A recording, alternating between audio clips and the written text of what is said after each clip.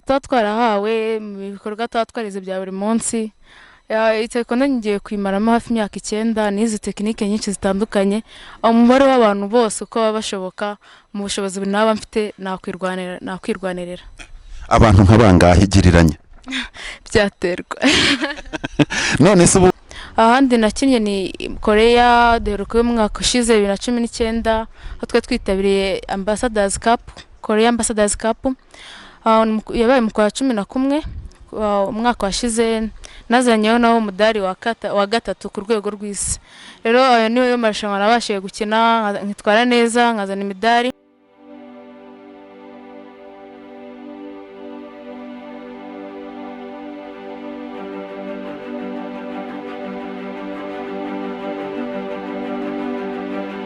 Umusaruro TV twongeye kubaha ikaze mwese abadukurikira hirya no hino. Nk'uko rero mubibona hano hafi nabazaniye uwundi mutumirwa, umukobwa mwiza cyane.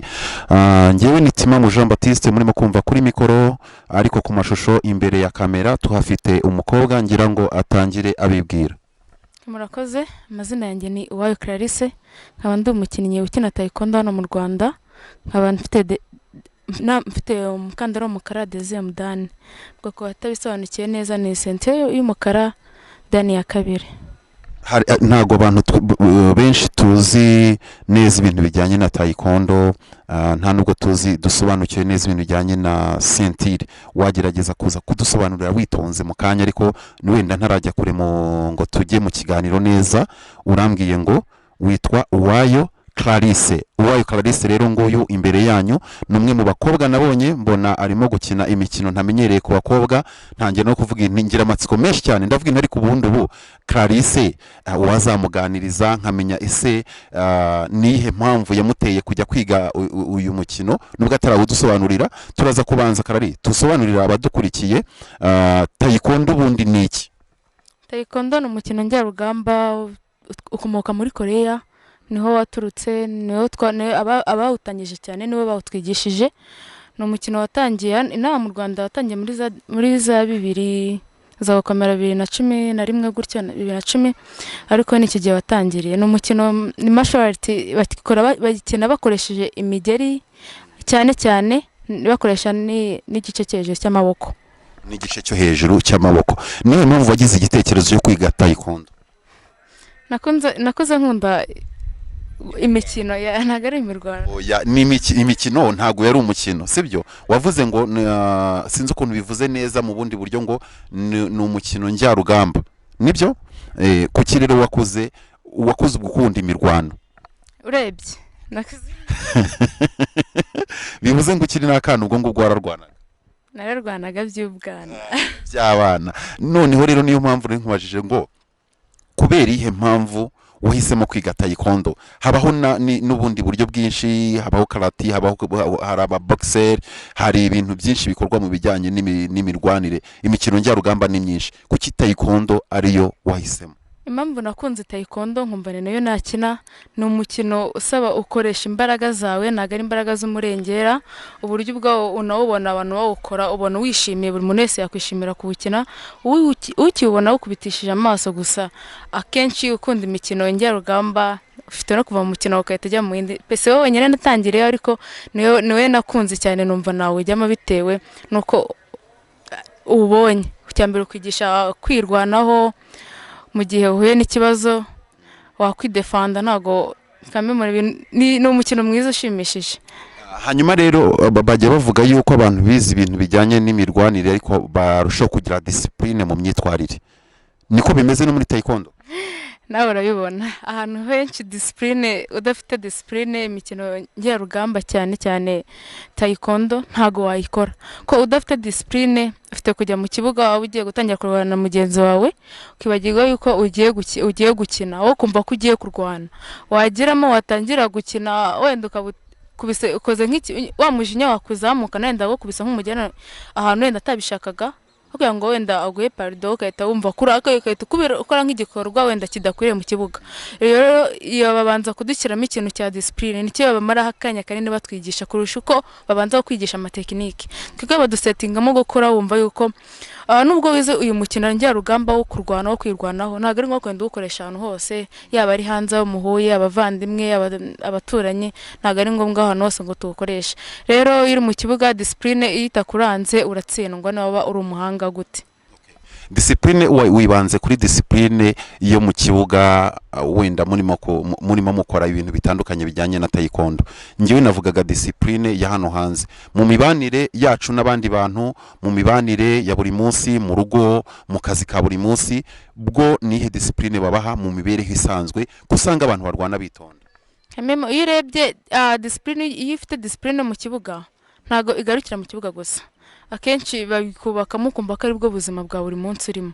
Rero no mu hanze ya taekwondo waba uri mu buzima busanzwe muri famiye, mu nshuti, mu bavandimwe hose, ya discipline irakuganza uribuka yuko bya bintu bikora, cyane cyane abantu bakora umukino wa taekwondo kabisa urabareba ukabyibwira. Ntago nyine uko ufite gusanga ku kibuga yasaza ari gukubita imigeri sakuje, ariko iyo muhure hanze ugira ngo nundi muntu. Ngiye bakunda kubimbwira cyane ati ni gute iyo wenda tukubonye wambaye imyenda taekwondo ira kimono zacu ni zo bagizita dobok, wenda mfite kuyikoresha ntibayumve bayita dobok.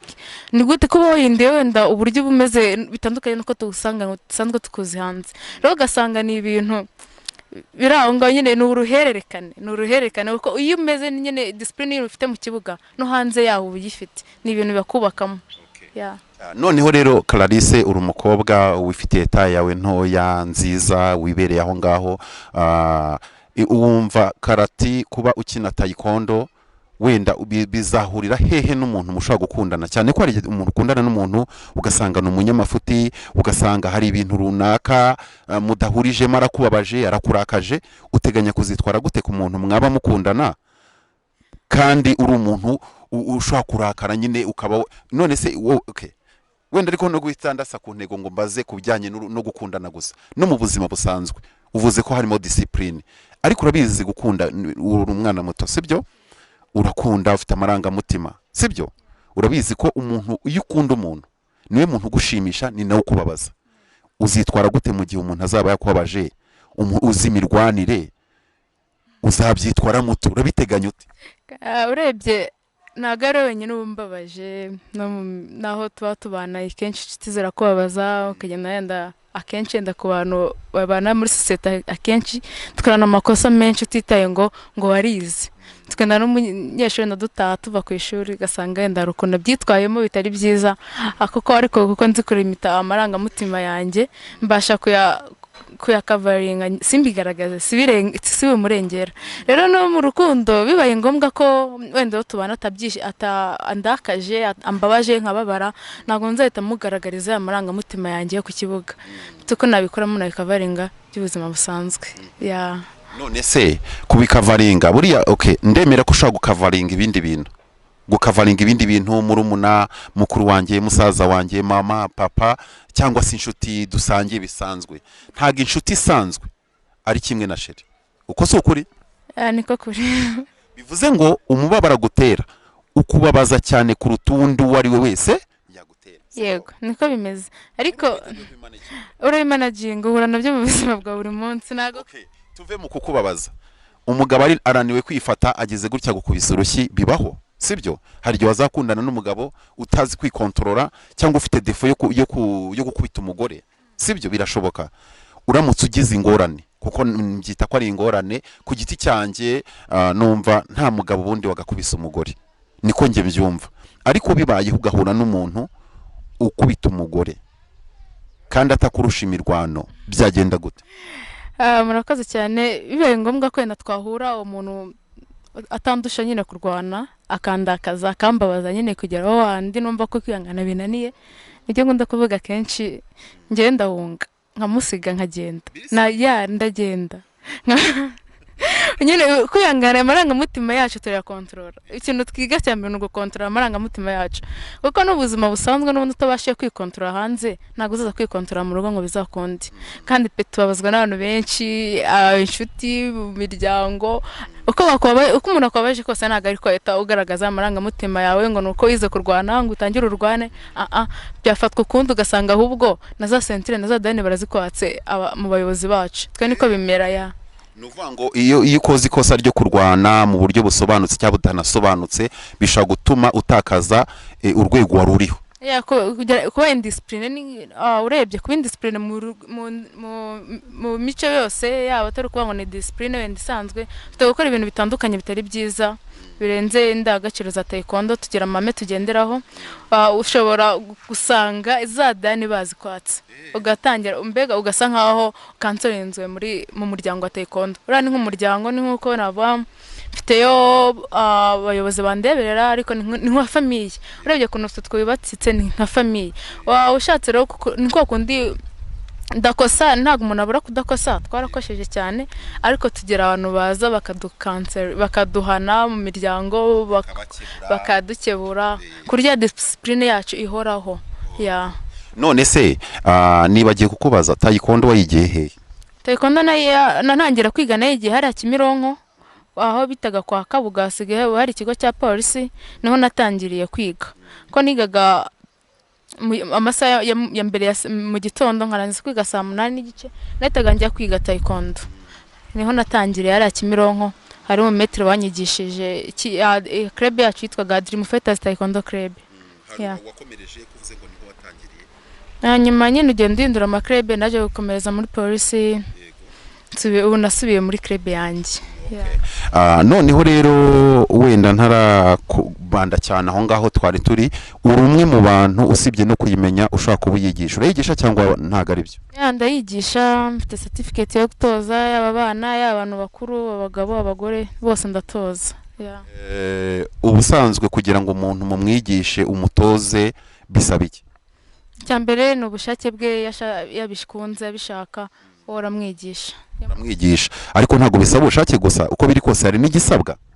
Igisabwa kiba gihari, ariko si kuri bose. Hari igihe umwana yabyifuza nta bushobozi, ukamukundira ukamwigisha bitewe n'impano umubonyemo. Bivuze ngo niba hari abantu bazareba iki kiganiro bafite abana bakeneye kwiga taekwondo, cyangwa se umwana uzakibona akumva abaye interesse cyane kuba yayiga, yakugana? Yangana nkamutoza, nsanzwe ntoza abana, abakuru bose, ingeri zose ndazitoza.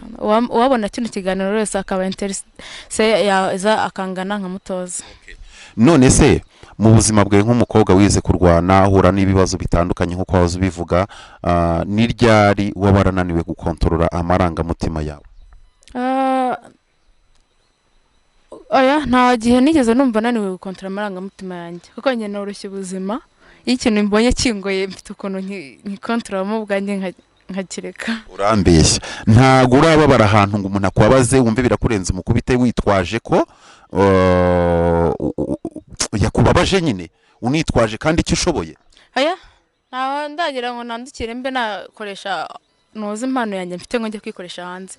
Nyikoresha hano ku kibuga, hano mu Minyungu, nyine hahandi mbona profit. Apana kugenda guhohotera umuntu. Iyo ngiyo amarangamutima wenda umuntu kubabaza ni ibintu biraho bisanzwe. Uko bikoresheje cyane none byakuviramo ikindi kintu kibi kurusha uko wagikontorora ukakireka.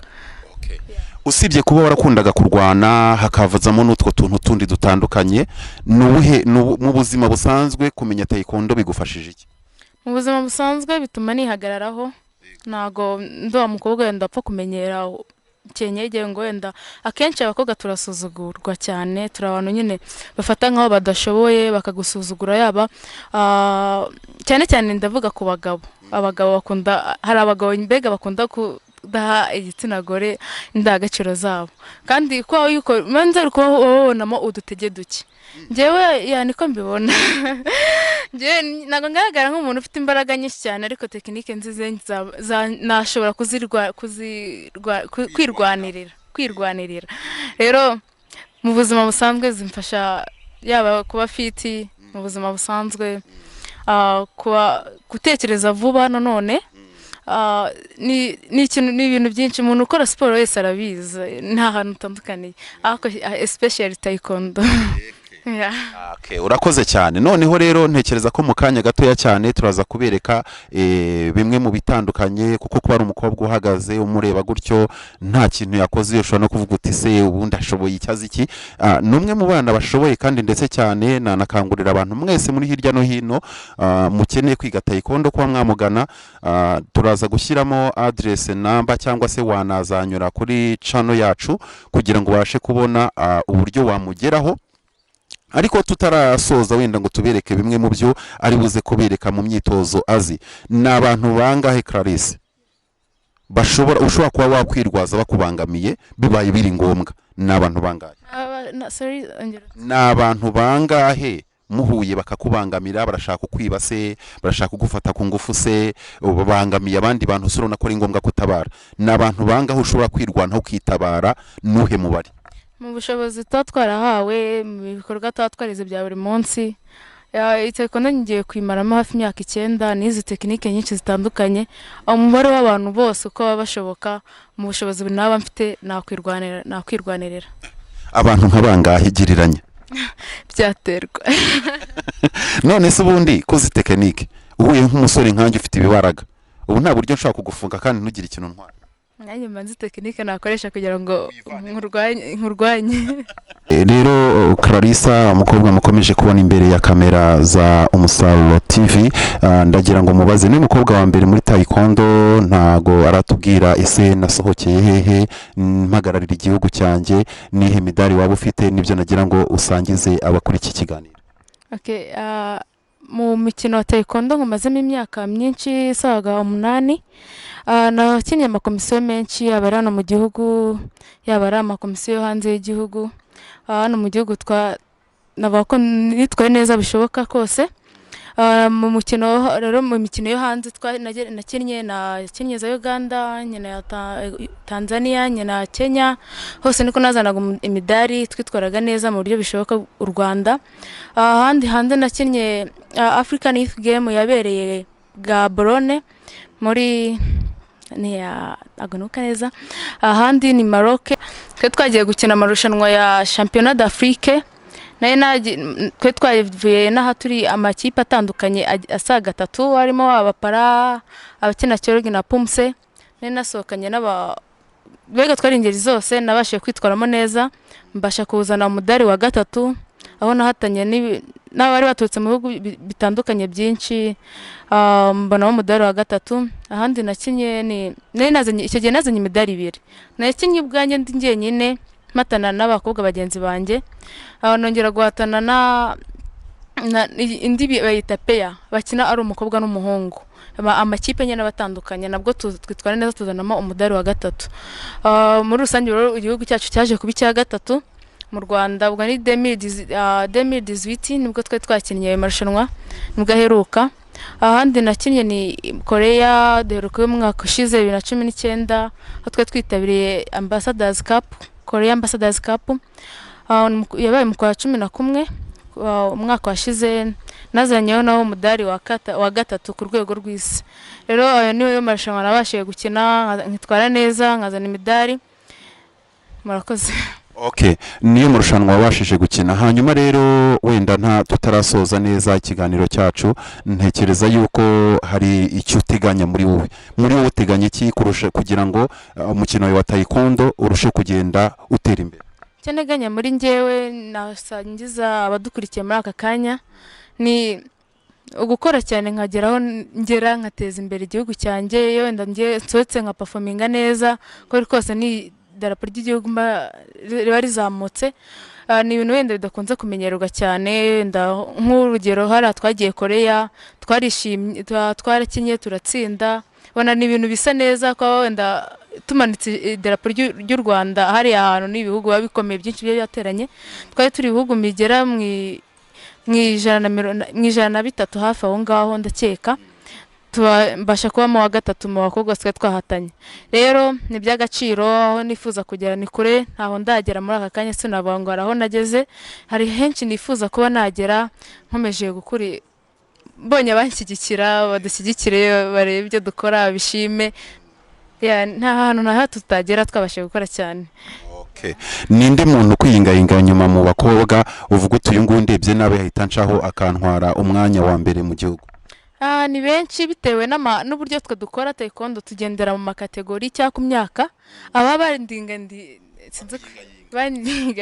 ni benshi cyane, ni benshi rero nta mpamvu yo kujenjeka ngo nicare nta kintu ndageraho ku buryo nabango ndicaye. Abo bashaka wenda ko abansimbura ni benshi, nta mpamvu yo kwicara ngo ndyame. Igihe cyose mba nkora ari kuri social media nkayipostinga, rero igihe cyose turakora, nta mpamvu yo kuvuga ngo hari benshi baba dushaka kudusimbura. Kandi rero ni nabyo ufite utagukurikiye ntabwo wazagera imbere ngo wibuke ko nudatsinda cyangwa nudakora neza hari ugukurikira. Rero ugerageza gukora wumva yuko wicara gatonya umwana w'inyuma cyangwa abo duhanganye barakuzamukana, ntabwo bori ngo uhore imbere wowe gusa. Nihe nkunga iba ikenewe mu mukino wanyu wa taekwondo ushobora kuba wumva wabona ikagufasha kurushaho kuzamuka? Muri aka kanya inkunga zo ni nyinshi, kudushyigikira, kujya kunshyigikira uhera kuri federasiyo yanjye. Iyo ushyigikiye federasiyo bakamenya ko uwo mukino wa taekwondo urahari mu by'ukuri, bakayishyigikira, twagera amakomisiyo hanze twabigeze wenda kuba bashinzwe kudusapotinga wenda mu gihe twasohotse, bakadufasha, bakayifasha natwe bakadufasha mu gihe twasohotse, mba twatsinze wenda tukabona za prime wenda nibisanzwe turazibona. Ariko ikindi nyine nuko tugenda mbega nuko kugira ngo communication hagati yacu federasiyo nabo ifasha natwe, nta kitatubuza gutera imbere mu gihe twasohotse igihugu. Ni by'agaciro rero abadukurikiranye bose, ababishinzwe, ashinzwe amasiporo mu nzego zose, aho wenda taekwondo yakomanga igiye gusaba inkunga ntibazayangire ngo basubize inyuma, kuko natwe nizo mbaraga zacu kugira ngo dutere imbere nk'abakinnyi b'u Rwanda mu gihe twasohokeye igihugu.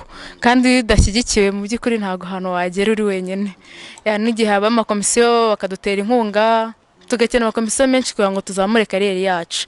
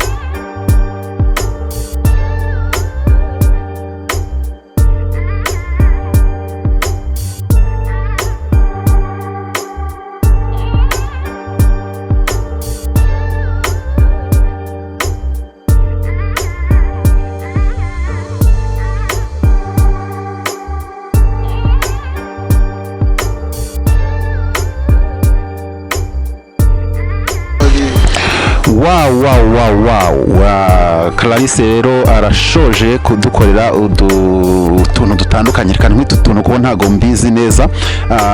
Ngushimire kandi ko wabanye natwe, ariko mbere yuko wenda uza kugenda hari abantu bari bakeneye kumva ijwi ryawe wambaye nanayita uniform cyangwa se nkayita nurayimbwira uko muyita mwebwe. Ngiye ntago ndi umukaratika sindi n'umutayikonda.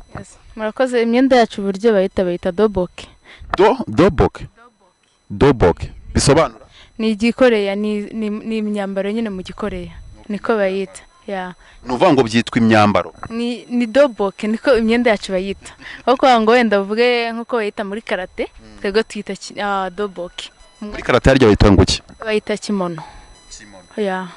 Mwebwe ni doboke. Irakubereye fo sana kabisa. Urakoze rero kutwereka utuntu dutandukanye, ariko nanone hari abantu bazakenera kubana nawe, kuguhamagara. Oya, wenda kuguhamagara byo twe tubiretse, ariko ufite imbuga nkoranyambaga? Mfite nkoresha kuri Instagram nkoresha UWAYO Clarisse bisanzwe. Mfite channel ya YouTube naho wansangaho ni UWAYO Clarisse. Nkunda gushyira ibintu byinshi, amatekinike mba nakoze cyane cyane ibyo mba nigishije. Facebook yo ntago nkunda kuyikoresha, ariko nyine hongeho rimwe na rimwe. Kuri Facebook witwa nde? Nayo ni UWAYO Clarisse. UWAYO Clarisse. Muri make kuki se nta kandi kazina kagasirino wiyise?